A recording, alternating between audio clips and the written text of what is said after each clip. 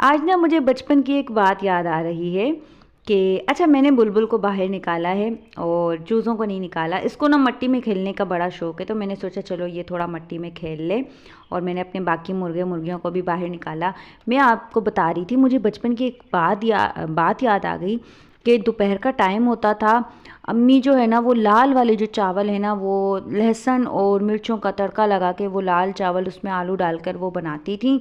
और वो हम इतने शौक़ से खाते थे, कच्ची प्याज और कच्ची लस्सी के साथ। और उसके बाद फिर अम्मी मुझे 8 आने देती थी, तो मैं 2 ऑरेंज कुल्फ़ियाँ लेकर आती थी। एक अम्मी खाती थी, एक मैं खाती थी, और मैं अम्मी से ढेरों बातें करती थी।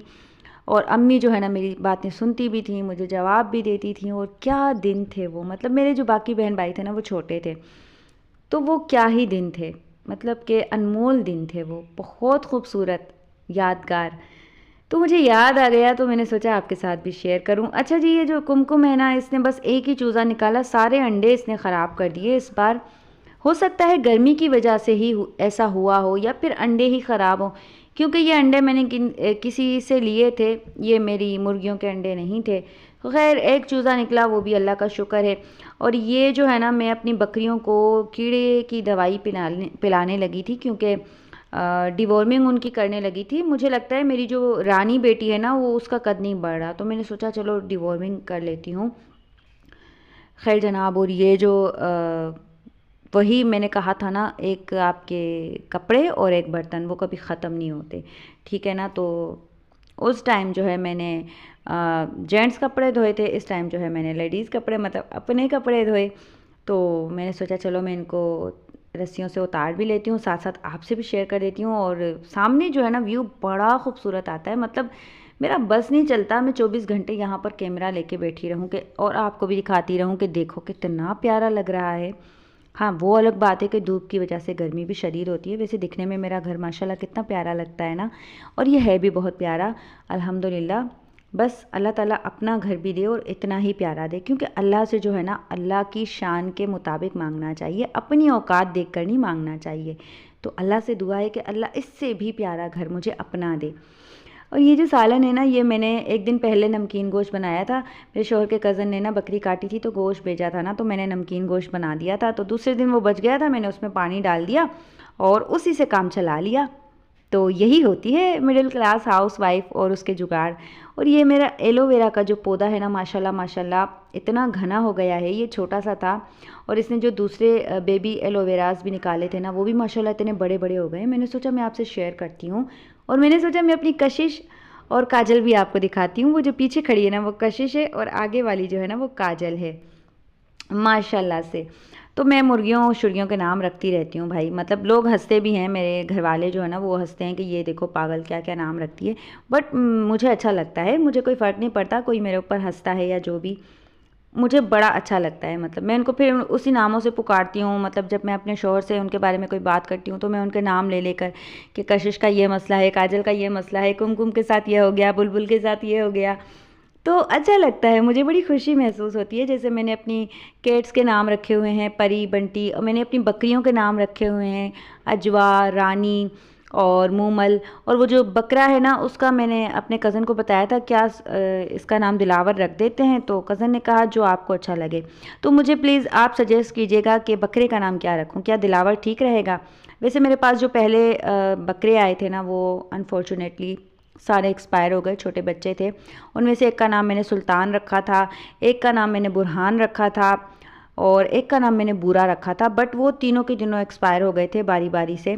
तो ये माशाल्लाह बड़ा है, तो अब मुझे इन तीनों में से कोई नाम नहीं रखना। प्लीज़ अगर आपके पास कोई अच्छी सजेशन हो, कोई भारी भरकम सा नाम हो ना जो बकरे पर सूट करे, तो मुझे ज़रूर बताइएगा कि मैं क्या नाम रखूँ, दिलावर ठीक रहेगा या फिर कुछ और नाम रखूँ। और साथ साथ मैंने सोचा कि मैं जो है ना किचन की क्लिप एक ही सही आपके साथ शेयर कर देती हूँ, कहीं आप ये ना सोचें कि ये सिर्फ कहती रहती है, किचन में लगता है जाती नहीं है। तो मैंने सोचा चलो आज सुबह के टाइम में नाश्ता बनाने लगी थी। अल्हम्दुलिल्लाह, मैंने जैसे कि कल आपको बताया था कि मेरे शौहर कल भी काम पर गए थे, अल्हम्दुलिल्लाह अल्लाह का करम है।